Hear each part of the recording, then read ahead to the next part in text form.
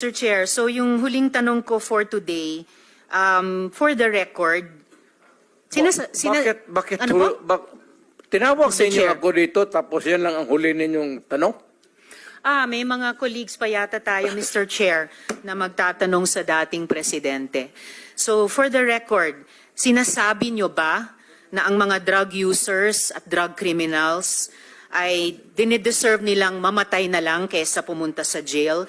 O para i-paraphrase ko si Patricia Evangelista, do some people need killing, Mr. Duterte? Ma'am, presidente ako. Nagagastos ako sa gobyerno. Bakit ako magbubuhay sa mga putang inang yan?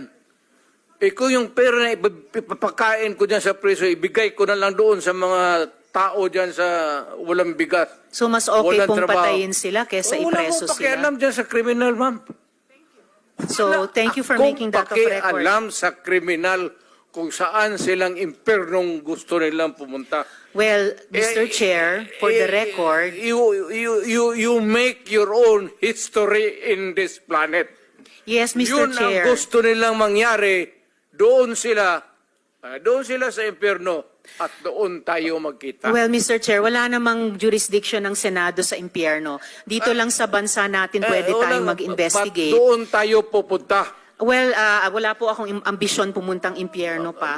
Pero Mr. Chair, ang Hirain punto kita, lang... ma'am. Hirain kita, ma'am.